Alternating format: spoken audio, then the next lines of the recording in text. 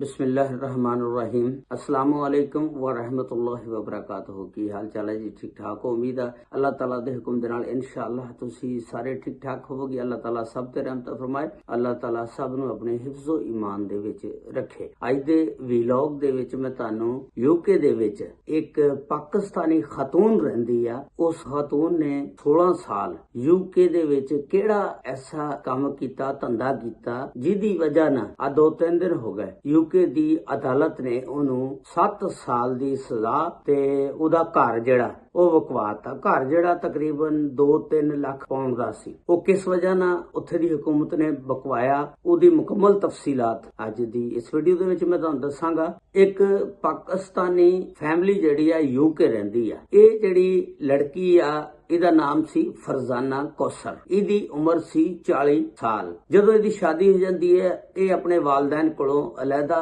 ਰਹਿਣ ਲੱਗ ਪੈਂਦੀ ਆ। ਇਹਦਾ ਵਾਲਿਦ ਜਿਹੜਾ ਉਹ ਫੌਤ ਹੋ ਜਾਂਦਾ, ਇਹਦੀ ਵਾਲਦਾ ਹੁੰਦੀ ਆ ਫਿਰ ਕੱਲੀ ਰਹਿੰਦੀ ਆ। ਉਹ ਜਿਸ ਵੇਲੇ ਕੱਲੀ ਰਹਿੰਦੀ ਆ ਉਸ ਘਰ ਦੇ ਵਿੱਚ ਕੁਝ ਹਿੱਸਾ ਯਾਨੀ ਇੱਕ ਕਮਰਾ ਕਹਿ ਲੋ, ਇੱਕ ਮਕਾਨ ਕਹਿ ਲੋ, ਕਿਸੇ ਨੂੰ ਕਿਰਾਏ ਤੇ ਦੇਂਦੀ ਆ, ਰੈਂਟ ਤੇ ਦੇਂਦੀ ਆ ਔਰ ਇੱਕ ਔਰਤ ਨੂੰ ਆਪਣੇ ਨਾਲ ਰੱਖ ਲੈਂਦੀ ਆ ਕਿ ਚਲੋ ਮੈਂ ਕੱਲੀ ਆ, ਐਡੇ ਵੱਡੇ ਘਰ ਦੇ ਵਿੱਚ ਕਿਸ ਤਰ੍ਹਾਂ ਰਵਾਂਗੀ, ਚਲੋ ਨਾਲ ਇੱਕ ਔਰਤ ਨੂੰ ਰੱਖ ਲੈਂਦੀ ਆ, ਅਸੀਂ ਦੋਵੇਂ ਬਹਿ ਕੇ ਗੱਲਾਂ ਬਾਤਾਂ ਕਰੀ ਜਾਵਾਂਗੇ, ਨਾਲ ਦਿਲ ਲੱਗਾ ਰਹੇਗਾ, ਨਾਲ ਚਲੋ ਕੋਈ ਕਿਰਾਇਆ ਆਂਦਾ ਰਹੇਗਾ। ਇਸ ਤਰ੍ਹਾਂ ਇਹ ਸਿਲਸਿਲਾ ਚੱਲਦਾ ਰਿਹਾ ਤੇ ਉਹਦੀ ਲੜਕੀ ਜਿਹੜੀ ਸੀ 40 ਸਾਲ ਦੀ ਫਰਜ਼ਾਨਾ ਕੌਸਰ, ਉਹਦੀ ਸ਼ਾਦੀ ਹੋ ਜਾਂਦੀ ਆ। ਉਹ ਆਪਣੇ ਘਰ ਅਲੱਗਾ ਰਹਿੰਦੀ ਹੁੰਦੀ ਆ। ਇੱਕ ਦਿਨ ਐਸਾ ਆਂਦਾ ਕਿ ਉਹਦੀ ਵਾਲਦਾ ਜਿਹੜੀ ਆ ਉਹ ਫੌਤ ਹੋ ਜਾਂਦੀ ਆ। ਜਿਸ ਵੇਲੇ ਵਾਲਦਾ ਫੌਤ ਹੋ ਜਾਂਦੀ ਆ ਉਹਨੇ ਸੋਚਿਆ ਕਿ ਮੈਂ ਆਪਣਾ ਘਰ ਜਿਹੜਾ ਛੋੜ ਦਿਆਂ, ਕਿਉਂਕਿ ਉਹ ਕੱਲੀ ਹੀ ਮਾਂ ਦੀ ਜਿਹੜੀ ਵਿਰਾਸਤ ਸੀ, ਹਿੱਸੇਦਾਰ ਸੀ ਤੇ ਉਹ ਉਸ ਘਰ ਦੇ ਵਿੱਚ ਸ਼ਿਫਟ ਹੋ ਜਾਂਦੀ ਹੈ। ਉਹ ਘਰ ਫਿਰ ਉਹਦੇ ਨਾਮ ਲੱਗ ਜਾਂਦਾ ਫਰਜ਼ਾਨਾ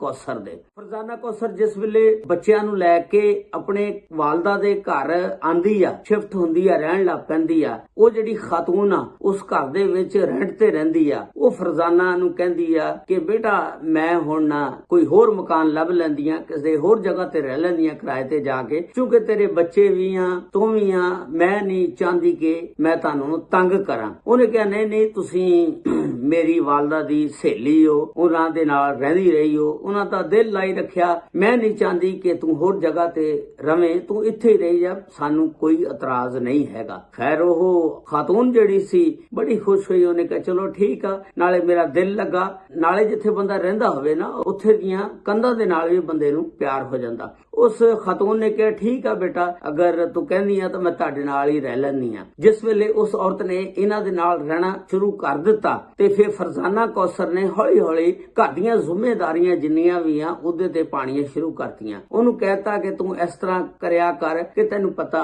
ਮੈਂ ਲੇਟ ਆਨੀ ਆ ਤੇ ਜ਼ਰਾ ਬਿਜ਼ੀ ਆ, ਤੂੰ ਮੇਰੀ ਹੈਲਪ ਕਰ ਦਿਆ ਕਰ, ਮੇਰੇ ਬੱਚਿਆਂ ਦਾ ਘਰ ਖਿਆਲ ਕਰਿਆ ਕਰ, ਦੇਖਭਾਲ ਕਰਿਆ ਕਰ। ਉਹ ਔਰਤ ਜਿਹੜੀ ਹੈ ਕਹਿੰਦੀ ਠੀਕ ਆ ਜੀ ਮੈਂ ਕਰ ਲਿਆ ਕਰਾਂਗੀ। ਆਸਤਾ ਆਸਤਾ ਉਸ ਤੋਂ ਬਾਅਦ ਫਿਰ ਕਹਿੰਦੀ ਕਿ ਤੂੰ ਇਸ ਤਰ੍ਹਾਂ ਕਰਿਆ ਕਰ, ਅਗਰ ਹੋ ਸਕੇ ਤਾਂ ਬੱਚਿਆਂ ਨੂੰ ਵੀ ਸਕੂਲੋਂ ਲੈ ਆਇਆ ਕਰ। ਉਹ ਔਰਤ ਮੰਨ ਜਾਂਦੀ ਆ, ਬੱਚਿਆਂ ਨੂੰ ਵੀ ਸਕੂਲੋਂ ਲੈ ਆਉਂਦੀ ਆ। ਉਸ ਤੋਂ ਬਾਅਦ ਹੌਲੀ ਹੌਲੀ ਉਹਨੂੰ ਕਹਿੰਦੀ ਆ ਕਿ ਤੂੰ ਅਗਰ ਖਾਣਾ ਬਣਾ ਦਿਆ ਕਰੇ ਤਾਂ ਤੇਰੀ ਮਿਹਰਬਾਨੀ ਆ, ਚਲੋ ਸਾਡੀ ਮਦਦ ਹੋ ਜਾਏਗੀ। ਉਹ ਔਰਤ ਜਿਹੜੀ ਹੈ ਇਸ ਗੱਲ ਤੇ ਵੀ ਐਗਰੀ ਹੋ ਜਾਂਦੀ ਆ, ਉਹਨਾਂ ਨੂੰ ਖਾਣਾ ਵੀ ਬਣਾ ਕੇ ਦੇਣਾ ਸ਼ੁਰੂ ਕਰਤਾ ਉਹਨੇ। ਹੱਤਾ ਕਿ ਇੱਥੋਂ ਤੱਕ ਕਿ ਉਹ ਫਰਜ਼ਾਨਾ ਕੌਸਰ ਏਡੀ ਤੇਜ਼ ਤਰਾਰ ਸ਼ਾਤਰ ਔਰਤ ਸੀ ਕਿ ਉਹਨੇ ਉਹਨੂੰ ਸਮਝੋ ਕਿ ਇੱਕ ਕਿਸਮ ਦੀ ਨੌਕਰਾਨੀ ਬਣਾ ਲਿਆ। ਕਿਉਂਕਿ ਯੂਕੇ ਦੇ ਵਿੱਚ ਨੌਕਰਾਨੀ ਜਿਹੜੀ ਆ ਨਾ ਰੱਖਣੀ ਬਹੁਤ ਮੁਸ਼ਕਲ ਆ, ਕਿਉਂਕਿ ਨੌਕਰਾਨੀ ਨੂੰ ਬਹੁਤ ਜ਼ਿਆਦਾ ਪੈਸੇ ਦੇਣੇ ਪੈਂਦੇ ਆ। ਉੱਥੇ ਯੂਕੇ ਦੇ ਵਿੱਚ ਆਮ ਬੰਦਾ ਨੌਕਰਾਨੀ ਨਹੀਂ ਕਰ ਰੱਖ ਸਕਦਾ। ਜਿਹੜੀਆਂ ਪਾਕਿਸਤਾਨੀ ਫੈਮਲੀਆਂ ਯੂਕੇ ਦੇ ਵਿੱਚ ਰਹਿੰਦੀਆਂ ਉਹਨਾਂ ਦੀ ਕੋਸ਼ਿਸ਼ ਹੁੰਦੀ ਆ ਕਿ ਸਾਡਾ ਬੱਚਾ ਜਦੋਂ ਜਵਾਨ ਹੋ ਜਾਏ ਨਾ ਤੇ ਅਸੀਂ ਉਹਦੀ ਸ਼ਾਦੀ ਪਾਕਿਸਤਾਨ ਹੀ ਕਰੀਏ ਔਰ ਪਾਕਿਸਤਾਨ ਤੋਂ ਹੀ ਦੁਲਹਨ ਨੌਕਰਾਨੀ ਬਣਾ ਕੇ ਲੈ ਕੇ ਜਾਈਏ ਜਿਹੜੀ ਬਤੌਰ ਨੌਕਰ ਰਵੇ।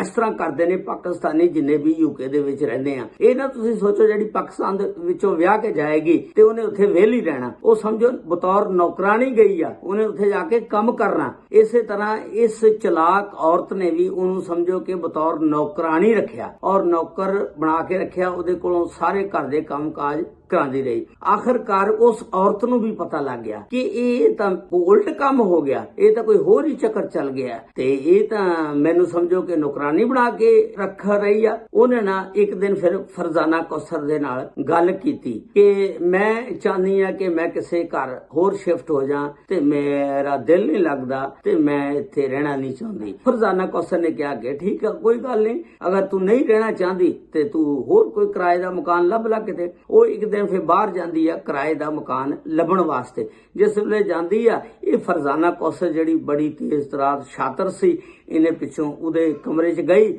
ਔਰ ਉਹਦੇ ਜਿੰਨੇ ਵੀ ਡਾਕੂਮੈਂਟਸ ਸੀ, ਪਾਸਪੋਰਟ ਵਗੈਰਾ, ਸਾਰਾ ਕੋ ਕਾਗਜ਼ ਵਗੈਰਾ ਸਾਰੇ ਲੁਕੋ ਲਏ, ਕਾਬੂ ਕਰ ਲਏ ਤਾਂ ਕਿ ਇਹ ਕਿਤੇ ਜਾ ਨਾ ਸਕੇ। ਉਹ ਜਿਸ ਵੇਲੇ ਵਾਪਸ ਆਉਂਦੀ ਆ ਔਰ ਵੇਖਦੀ ਆ ਕਿ ਮੈਂ ਹੁਣ ਚਲੋ ਕਿਰਾਏ ਦਾ ਕੋਈ ਮਕਾਨ ਤਾਂ ਲੱਭਣਾ ਸ਼ੁਰੂ ਕਰ ਲਿਆ, ਹੁਣ ਆਪਣੇ ਕਾਗਜ਼ਾਤ ਦੇਖਾਂ ਤਾਂ ਕਿ ਮੈਂ ਹੋਰ ਜਗ੍ਹਾ ਤੇ ਕਿਤੇ ਸ਼ਿਫਟ ਹੋ ਜਾ। ਉਹ ਔਰਤ ਜਿਹੜੀ ਹੈ ਖਾਤੂਨ ਆ, ਉਹਦੀ ਉਮਰ ਹੁੰਦੀ ਆ ਤਕਰੀਬਨ 50 ਸਾਲ ਔਰ ਇਸ ਫਰਜ਼ਾਨਾ ਦੀ ਉਮਰ ਹੁੰਦੀ ਆ 40 ਸਾਲ ਜਿਸ ਵੇਲੇ ਇਹ ਮਾਂ ਦੇ ਮਕਾਨ ਦੇ ਵਿੱਚ ਸ਼ਿਫਟ ਹੁੰਦੀ ਆ। ਤੇ ਉਹ ਔਰਤ ਜਿਹੜੀ ਆਪਣੇ ਡਾਕੂਮੈਂਟਸ ਲੱਭਣਾ ਸ਼ੁਰੂ ਕਰ ਦਿੰਦੀ ਆ। ਜਿਸ ਵੇਲੇ ਉਹਨੂੰ ਉਹ ਕਾਗਜ਼ ਵਗੈਰਾ ਨਹੀਂ ਲੱਭਦੇ ਹੈਗੇ, ਪਾਸਪੋਰਟ ਵਗੈਰਾ, ਉਹ ਚੁੱਪ ਕਰ ਜਾਂਦੀ ਆ ਕਿ ਮੇਰੇ ਕੋਲ ਕੋਈ ਚੀਜ਼ ਤਾਂ ਹੈ ਨਹੀਂ, ਮੈਂ ਕਿਹਦੇ ਜ਼ਰੀਏ ਮੈਂ ਘਰ ਸ਼ਿਫਟ ਕਰਾਂਗੀ, ਮੇਰੇ ਕੋਲ ਕੋਈ ਕਾਨੂੰਨੀ ਜਿੰਨੇ ਵੀ ਕਾਗਜ਼ ਨੇ ਉਹ ਸਾਰੇ ਗੁੰਮ ਹੋ ਗਏ ਨੇ। ਉਹ ਪਰੇਸ਼ਾਨ ਹੋ ਜਾਂਦੀ, ਚੁੱਪ ਕਰ ਜਾਂਦੀ। ਇਹ ਫਰਜ਼ਾਨਾ ਕੌਸਰ ਫਿਰ ਉਹਨੂੰ ਕਹਿੰਦੀ ਆ ਕਿ ਤੁਸੀਂ ਇੱਥੇ ਹੀ ਰਹੋ, ਰਹਿਣ ਦਿਓ, ਉਹਨੂੰ ਪਤਾ ਕਾਗਜ਼ ਤਾਂ ਮੈਂ ਲੁਕੋ ਲਏ, ਇਹਨੇ ਕਿੱਥੇ ਜਾਣਾ। ਉਹ ਕਹਿੰਦੀ ਚਲੋ ਠੀਕ ਆ। ਫਿਰ ਇਹਨੇ ਨਾ ਹੌਲੀ ਹੌਲੀ ਉਹਨੂੰ ਕੁਝ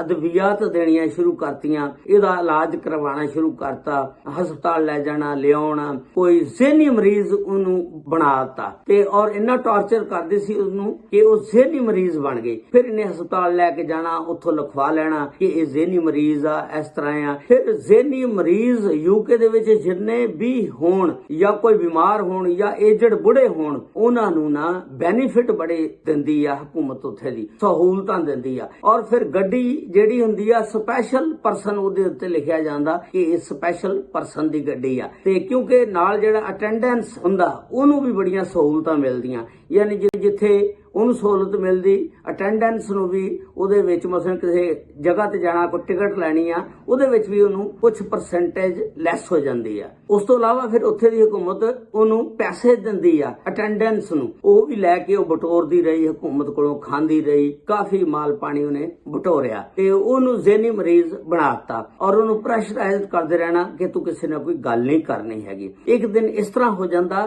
ਕਿ ਇੱਕ ਗਵਾਂਢੀ ਜਿਹੜਾ ਹੁੰਦਾ ਨਾ, ਪੜੋਸੀ, ਉਹ ਨੌਕਰ ਉੱਥੇ ਜਿਹੜਾ ਰਹਿੰਦਾ, ਉਹ ਵੇਖਦਾ ਕਿ ਇਹ ਸਾਰਾ ਦਿਨ ਕੰਮ ਕਰਦੀ ਰਹਿੰਦੀ ਆ, ਕਿਸੇ ਨਾਲ ਬੋਲਦੀ ਵੀ ਨਹੀਂ ਹੈਗੀ ਤੇ ਇਹ ਕੋਈ ਗੱਲ ਜ਼ਰੂਰ ਆ। ਉਹਨੂੰ ਨਾ ਸ਼ੱਕ ਹੋ ਗਈ। ਉਹਨਾਂ ਨੇ ਸੋਸ਼ਲ ਵੈਲਫੇਅਰ ਵਾਲਿਆਂ ਨੂੰ ਫੋਨ ਕੀਤਾ ਕਿ ਉਹਨਾਂ ਨੇ ਕਿਹਾ ਕਿ ਇਹ ਮੇਰਾ ਸ਼ੱਕ ਆ ਕਿ ਇਸ ਘਰ ਦੇ ਵਿੱਚ ਜਿਹੜੀ ਔਰਤ ਰਹਿੰਦੀ ਆ ਨਾ, ਉਹ ਜ਼ਿਹਨੀ ਮਰੀਜ਼ ਨਹੀਂ ਹੈਗੀ, ਉਹਨੂੰ ਟਾਰਚਰ ਕੀਤਾ ਜਾਂਦਾ, ਇਹਨੂੰ ਜ਼ਰਾ ਤੁਸੀਂ ਚੈੱਕ ਕਰੋ। ਲੇਕਿਨ ਇਹ ਮੇਰਾ ਅੰਦਾਜ਼ਾ ਗਲਤ ਵੀ ਹੋ ਸਕਦਾ, ਲੇਕਿਨ ਇਸ ਨੂੰ ਇਸੇ ਤਰ੍ਹਾਂ ਕਲੀਅਰ ਕੀਤਾ ਜਾ ਸਕਦਾ ਕਿ ਇਹ ਟਾਰਚਰ ਇਹਨੂੰ ਕੀਤਾ ਗਿਆ ਜਾਂ ਜ਼ਿਹਨੀ ਮਰੀਜ਼ ਆ। ਉਹ ਸੋਸ਼ਲ ਵੈਲਫੇਅਰ ਵਾਲੇ ਆਂਦੇ ਨੇ, ਵੇਖਦੇ ਨੇ, ਉਹ ਫਿਰ ਪੁਲਿਸ ਨੂੰ ਰੈਫਰ ਕਰ ਦਿੰਦੇ ਨੇ ਇਹ ਕੇਸ ਔਰ ਪੁਲਿਸ ਆਂਦੀ ਹੈ, ਇਸ ਘਰ ਦੇ ਵਿੱਚ ਛਾਪਾ ਮਾਰਦੀ ਆ, ਉਸ ਔਰਤ ਨੂੰ ਲੈ ਜਾਂਦੀ ਆ, ਉਸ ਔਰਤ ਨੂੰ ਸਾਰਾ ਕੁਝ ਪੁੱਛਦੀ ਆ, ਚੈੱਕ ਕਰਦੀ ਆ ਔਰ ਮਈ 2019 ਦੇ ਵਿੱਚ ਇਸ ਫਰਜ਼ਾਨਾ ਕੌਸਰ ਨੂੰ ਗ੍ਰਿਫਤਾਰ ਕਰ ਲਿੱਤਾ ਜਾਂਦਾ। ਔਰ ਜਿਸ ਵੇਲੇ ਪੁਲਿਸ ਇਹਨੂੰ ਗ੍ਰਿਫਤਾਰ ਕਰ ਲੈਂਦੀ ਆ, ਉਹਨੂੰ ਪੁੱਛਗਿੱਛ ਕਰ ਲੈਂਦੀ ਆ, ਲੇਕਿਨ ਇਹ ਜ਼ਮਾਨਤ ਦੇ ਉੱਤੇ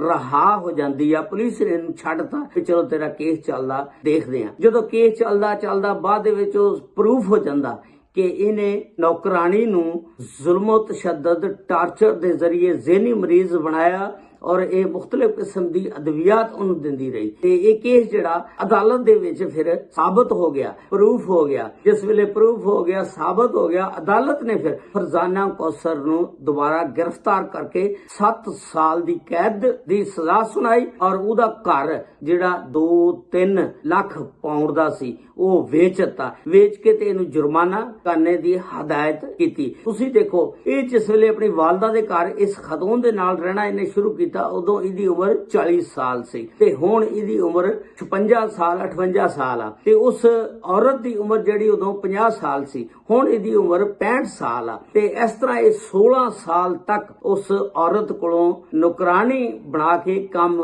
ਲੈਂਦੀ ਰਹੀ, ਕੰਮ ਕਰਵਾਉਂਦੀ ਰਹੀ ਤੇ ਜਦੋਂ ਅਦਾਲਤ ਨੂੰ ਪਤਾ ਲੱਗਾ, ਅਦਾਲਤ ਨੇ 7 ਸਾਲ ਦੀ ਸਜ਼ਾ ਦਿੱਤੀ ਔਰ ਉਹਦਾ ਘਰ ਵੇਚਣ ਦਾ ਹੁਕਮ ਲਾਤਾ ਔਰ ਇਸ ਤਰ੍ਹਾਂ ਉਹਦਾ ਘਰ ਵੇਚ ਗਿਆ। ਔਰ ਇਹ 2-3 ਦਿਨ ਪਹਿਲਾਂ ਦੀ ਸਟੋਰੀ ਆ ਕਿ ਉਹਦਾ ਘਰ ਵੀ ਵੇਚ ਗਿਆ, 7 ਸਾਲ ਦੀ ਉਹਨੂੰ ਸਜ਼ਾ ਵੀ ਹੋ ਗਈ। ਇਸ ਤਰ੍ਹਾਂ ਦੇ ਫਰਾਡ ਜਿਹੜੇ ਆ ਜਾ ਕੇ ਪਾਕਿਸਤਾਨੀ ਉੱਥੇ ਕਰਦੇ ਨੇ, ਪਾਕਿਸਤਾਨ ਦਾ ਨਾਮ ਬਦਨਾਮ ਹੁੰਦਾ। ਇਸ ਔਰਤ ਨੇ ਬਹੁਤ ਗਲਤ ਕੰਮ ਕੀਤਾ। ਅੱਲਾਹ ਤਾਲਾ ਸਭ ਤੇ ਰਹਿਮਤ ਫਰਮਾਏ, ਅੱਲਾਹ ਤਾਲਾ ਸਭ ਨੂੰ ਆਪਣੇ ਹਿਫਜ਼ੋ ਮਾਨ ਚ ਰੱਖੇ। अस्सलामु अलैकुम व रहमतुल्लाहि व बरकातहू।